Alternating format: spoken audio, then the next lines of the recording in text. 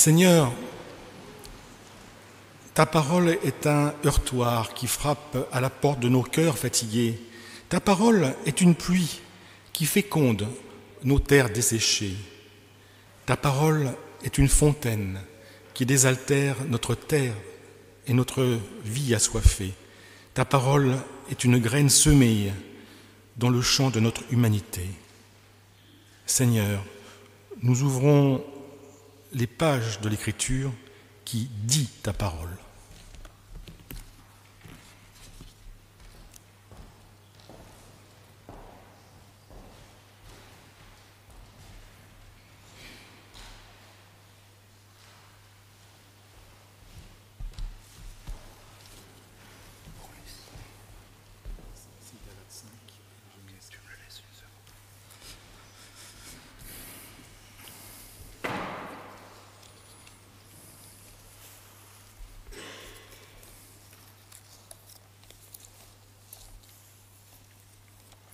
Nous allons d'abord lire dans les livres de Galates, dans l'Épître aux Galates, chapitre 5, versets 13 à 25.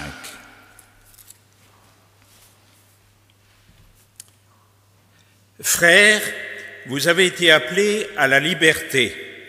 Seulement, ne faites pas de cette liberté un prétexte de vivre selon la chair, mais rendez-vous, par la charité, serviteurs les uns des autres. Car toute la loi est accomplie dans une seule parole, dans celle-ci. Tu aimeras ton prochain comme toi-même. Mais si vous vous mordez et vous dévorez les uns les autres, prenez garde que vous ne soyez détruits les uns par les autres. Je dis donc, marchez selon l'esprit, et vous n'accomplirez pas les désirs de la chair. Car la chair a des désirs contraires à ceux de l'esprit, et l'esprit en a de contraires à ceux de la chair. Ils sont opposés entre eux, afin que vous ne fassiez point ce que vous voudriez. Si vous êtes conduits par l'esprit, vous n'êtes point sous la loi. Or, les œuvres de la chair sont manifestes. Ce sont l'impudicité, l'impureté, la dissolution, l'idolâtrie, la magie, les inimitiés, les querelles, les jalousies, les divisions, les disputes, les animosités, les sectes, l'envie, l'ivrognerie, les excès de table et les choses semblables. Je vous dis d'avance, comme je l'ai déjà dit, que ceux qui commettent de telles choses n'hériteront point le royaume de Dieu. Mais le fruit de l'esprit, c'est l'amour, la joie, la paix, la patience, la bonté, la bénignité, la fidélité, la douceur et la tempérance. La loi n'est pas contre ces choses. Ceux qui sont à Jésus-Christ ont crucifié la chair avec ses passions et ses désirs. Si nous vivons par l'Esprit, marchons aussi selon l'Esprit.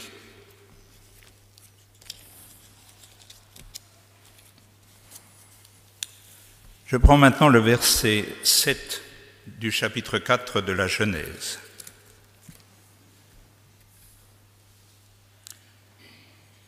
Certainement, si tu agis bien, tu relèveras ton visage, et si tu agis mal, le péché se couche à la porte, et ses désirs se portent vers toi. Mais toi, domine sur lui.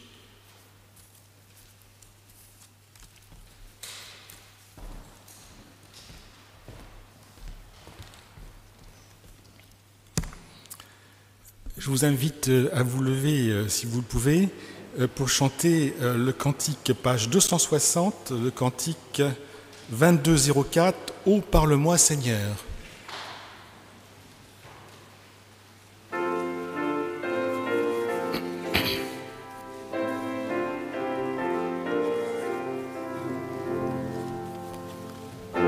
Parle-moi Seigneur,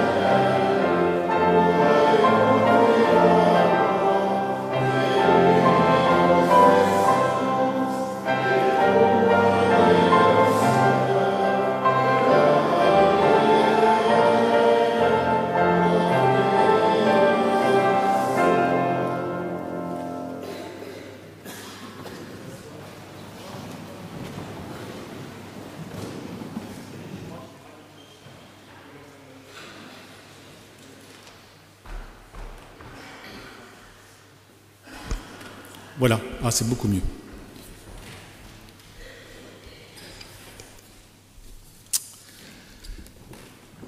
Vivre non selon la chair, mais selon l'esprit, nous dit Paul.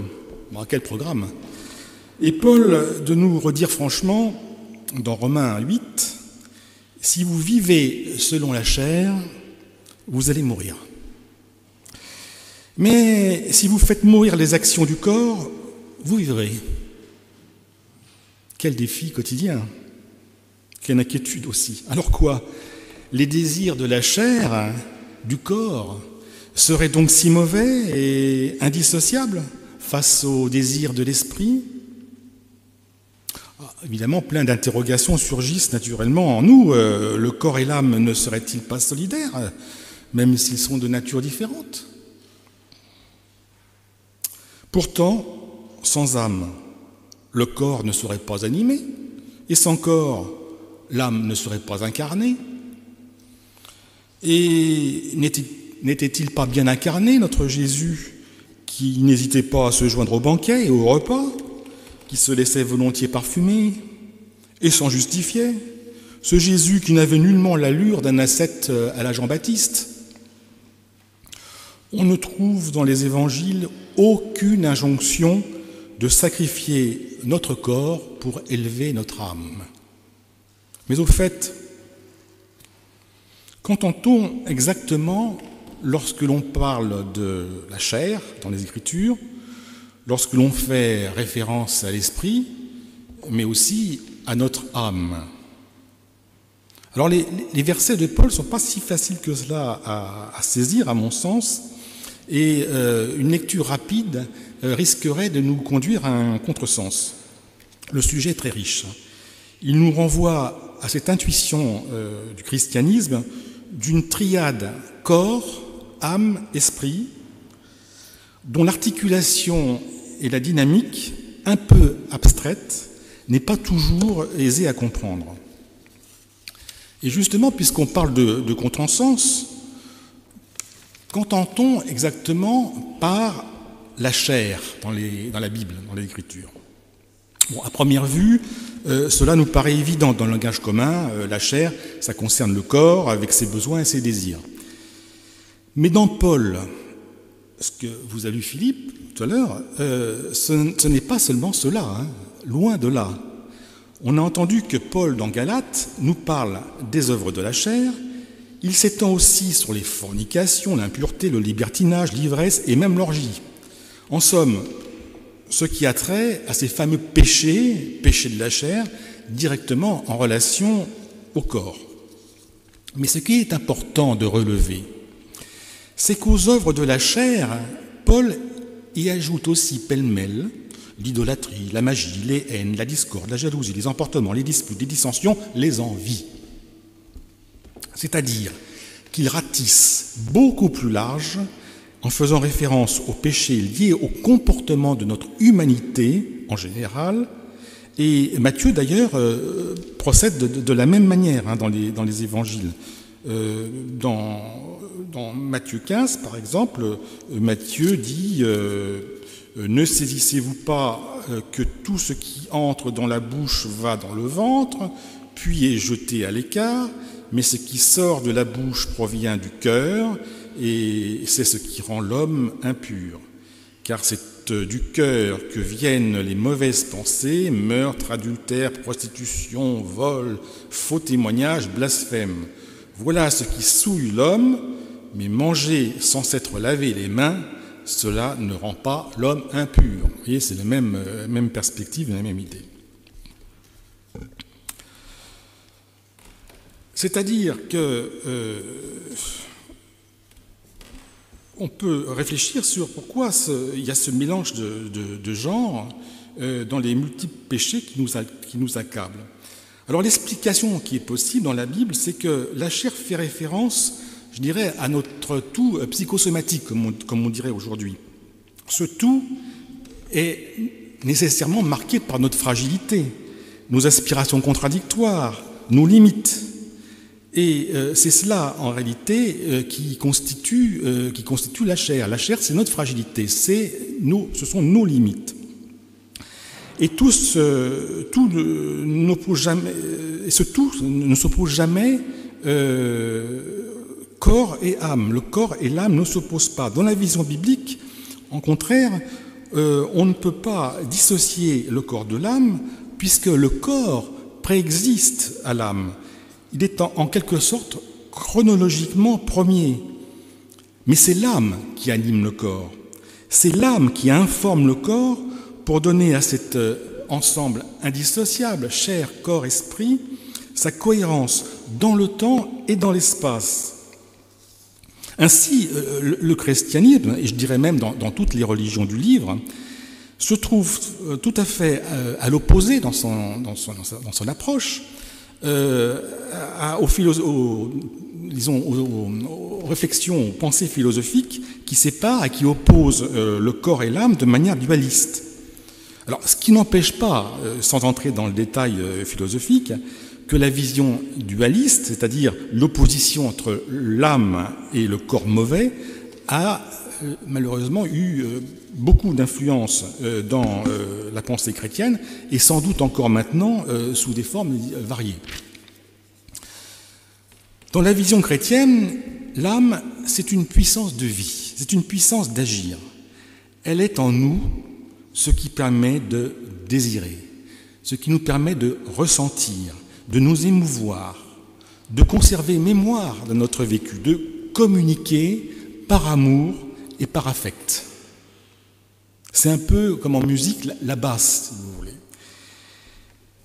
Dans son très beau livre intitulé « De l'âme », l'académicien François Cheng écrit que l'âme a quelque chose de natif, avec une dimension inconsciente, insondable, constituant la part la plus intime, la plus secrète, la plus inexprimable, et dans le même temps la plus vitale de chaque être, absolument spécifique.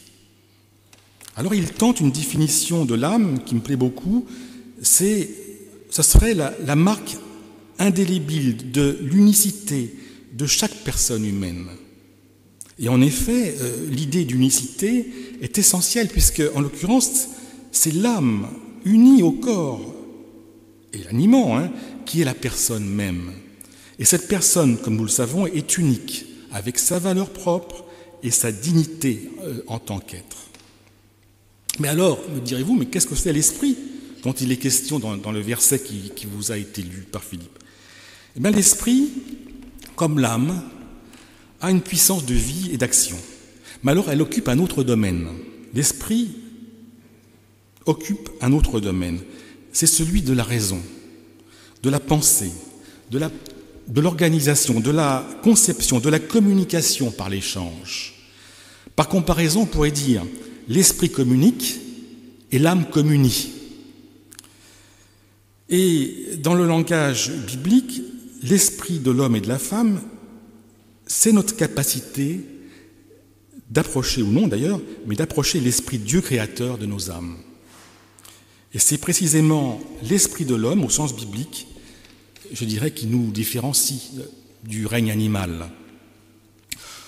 On souligne beaucoup, à juste titre, la grande proximité qui nous relie à l'animal. Et vous savez que les tenants de l'antispécisme en tirent même des conséquences extrêmes, puisqu'ils assimilent la distinction et la hiérarchisation entre les animaux et les hommes à une forme de racisme. Et il est vrai que bien des points communs nous rapprochent à l'évidence des bêtes. Notre capacité d'affect, la possibilité de communication, notre programmation génétique qui nous pousse à défendre nos territoires sous toutes ses formes, le règne de la loi du plus fort, l'instinct de reproduction, l'instinct de survie aussi, etc. Tout cela est parfaitement exact et justifie pleinement le changement de regard que nous avons maintenant sur le comportement par rapport au règne animal.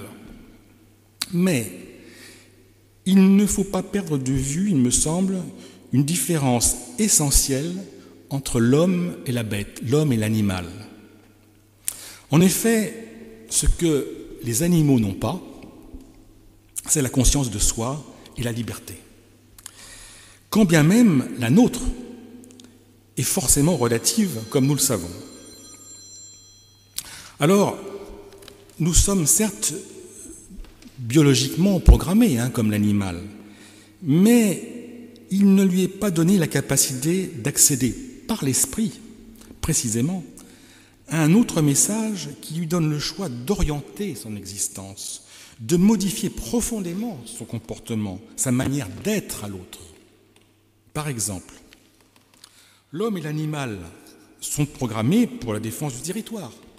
Oui, mais Christ dit « Les renards ont des tanières, les oiseaux du ciel ont des nids, mais le Fils de l'homme n'a pas d'endroit où poser sa tête. » S'agissant de la loi du plus fort que nous partageons bien volontiers avec les animaux, Christ prônera « Qui s'abaisse sera élevé ».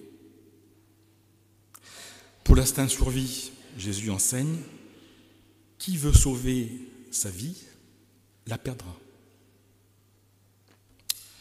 On pourrait multiplier les exemples. Oui, les programmations qu'on appellera animales, pour faire simple, seront toujours présentes en nous. C'est ce que Paul appelle la chair, mais même s'il en est en l'acception, comme on l'a vu. Mais la loi de l'esprit nous donne aussi le choix d'accéder à une autre dimension, d'exercer notre liberté pour une reprogrammation, comme on dit aujourd'hui, en matière informatique. Pour le chrétien, nous le savons, cette programmation, elle est portée par l'amour, par le don, par la compassion, par le service. Ainsi, on comprend mieux ce que veut dire Paul lorsqu'il écrit dans ce verset qui nous dérange « Si vous vivez selon la chair, vous mourrez, et si par l'esprit vous faites mourir les œuvres du corps, vous vivrez. » Bon, il n'est pas question de culpabilité, il n'est pas question de culpabilité ou de punition du fait de vivre selon la chair. Non. Ce que Paul nous dit, c'est que la nature même de la chair est de mourir. Ben oui. Alors que la dimension de l'esprit est d'une toute autre nature et touche à l'éternel pour le croyant. Ce qui est né de la chair est chair, et ce qui est né de l'esprit est esprit, nous dit-il. Et encore une fois, il n'y a pas d'antinomie entre corps et l'esprit, puisque c'est le corps qui permet d'accéder à l'esprit. Et le corps, avec ses besoins et ses désirs, mérite de ce fait d'être respecté, d'être pris en considération, aimé même, mais sans jamais perdre de vue la perspective d'un dépassement spirituel, d'une dimension renouvelée de notre vie, ici et maintenant. Ainsi, telle peut se présenter la dynamique du trio corps, âme, esprit dans la pensée biblique. La chair est première et indissociable de l'âme dans celle-ci, mais elle acquiert l'immortalité dans la mesure de son accueil des forces de l'esprit. Nous l'avons compris, les trois entités de la triade, corps, âme, esprit, entretiennent des tensions entre elles nécessairement. Et je trouve qu'elles sont évoquées magnifiquement par une béguine du Moyen-Âge, du XIIe siècle, Hildegard de Bingen, qui écrivait « Le corps est le chantier de l'âme où l'esprit vient faire ses gammes. » Et si l'esprit est empêché ou défaillant par la maladie, par l'âge, l'handicap mental, on peut penser alors que seule l'âme demeure entière le long de notre vie terrestre, comme un marqueur ineffaçable de notre unité d'être, notre terreau irréductible. Et c'est évidemment une vision qui ne peut être que croyante.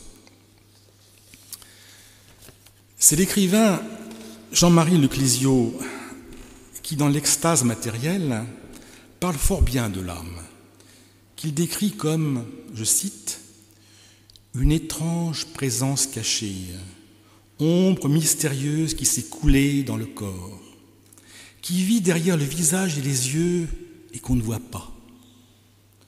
Ombre de respect, signe de reconnaissance de l'espèce humaine, signe de Dieu dans chaque corps. » Alors oui, frères et sœurs, que nos âmes se laissent toucher, retourner par l'Esprit pour permettre notre renaissance. Amen.